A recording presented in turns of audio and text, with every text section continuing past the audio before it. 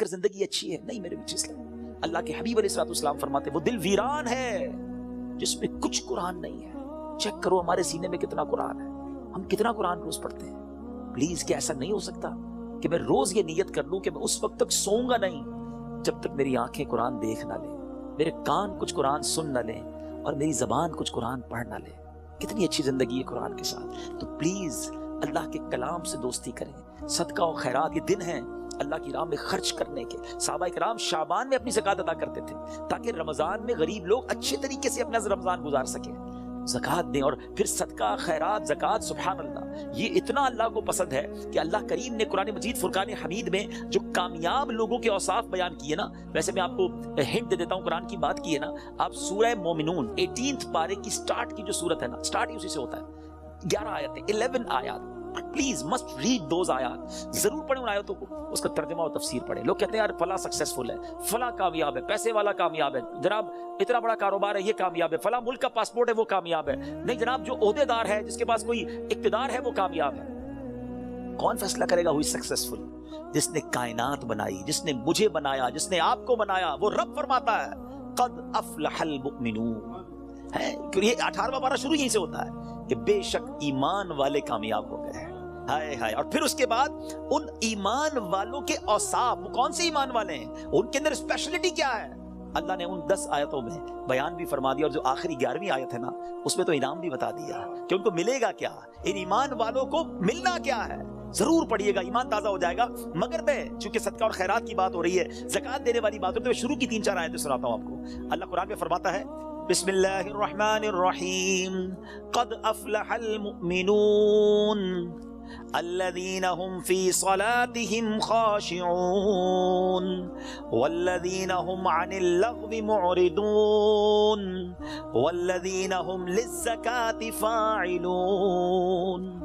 اللہ فرماتا ہے بے شک مراد کو پہنچے ایمان والے ہیں. اب مراد کو پہنچے کیا کرتے ہیں, جو اپنی نماز میں گر گڑاتے ہیں. کیا ہماری نمازیں ایسی ہیں؟ اول تو نماز پڑھتے نہیں, پڑھتے تو دھیان کہیں اور ہوتا ہے. فوکس نماز میں خشوع و خضوع ہے جن کی. پھر فرمایا جو کسی بےہودہ بات کی طرف التفات نہیں کرتے.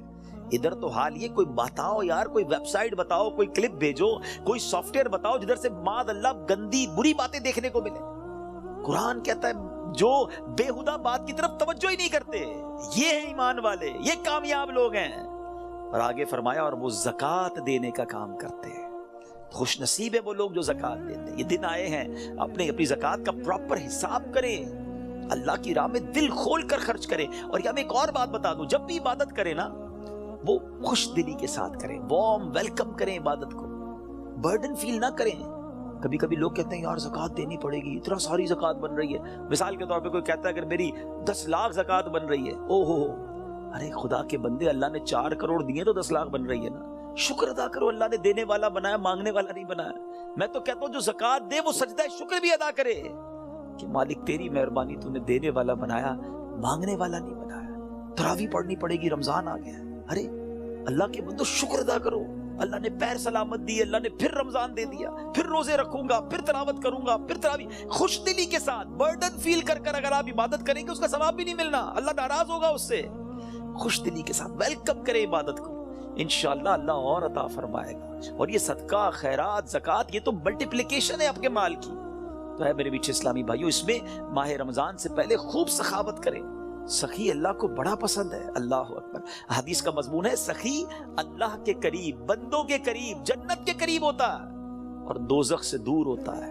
اور جو بخیل ہوتا ہے نا, کنجوس, سٹنجی, فرمایا وہ اللہ سے بھی دور, بندوں سے بھی دور, جنت سے بھی دور ہوتا ہے, دوزخ کے قریب ہوتا ہے. آپ سوچ لیجئے کون سے گروپ میں جانا ہے. اللہ سے دعا کرو اللہ سخاوت عطا فرمائے, اور اپنی راہ میں دل کھول کر خوش دلی. دیکھیں انجوائے کر کے خرچ کرو گے نا, اس کو پتہ کیسے انجوائے کر سکتے ہیں آپ, اس کو کیسے خوش دلی کے ساتھ کر سکتے ہیں. مال انسان کو یقیناً پسند ہوتا ہے. یہ انسان جو ہے نا, اس کے اندر جس کو کہے کہ دل کے اندر مال سے محبت ہے. اب اس مال کو خرچ کرتے ہوئے خوشی کیسے ہو, اس کا بڑا پیارا علماء نے طریقہ بتایا کہ بندہ یہ سوچے, یہ سمجھے اور یقین کرے کہ جو میں دے رہا ہوں نا یہ جا نہیں رہا ہے, یہ میرے ہی اکاؤنٹ میں جمع ہو رہا ہے اور ملٹیپلائی ہو رہا ہے. سبحان. جب یہ آپ کا مائنڈ سیٹ بن جائے گا نا, مثال کے طور پہ ہمارے یہاں لوگ کمیٹی ڈالتے ہیں, BC ڈالتے ہیں, تھوڑے تھوڑے پیسے, کیوں یار مشکل وقت میں کام آئیں گے, اسی لیے ڈالتے ہیں نا.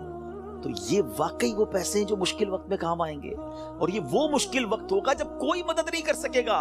Nobody help us on the day of judgment. کیوں کہ وہاں تو آپ نے سنا ہے نا, ماں بھی جواب نہیں دے گی, والد بھی جواب نہیں دے گا, والد کو بیٹا جواب نہیں دے گا. تو یہ وہ میرے پیسے ہوں گے جو مجھے اس وقت ملیں گے اور ملٹیپلائی ہو کر ملیں گے. یہ میں نہیں کہہ رہا, اللہ کریم فرماتا ہے, حدیث قدسی میں ہے جس کا مضمون ہے, اے ابن آدم اپنا مال میرے پاس جمع کرا دے.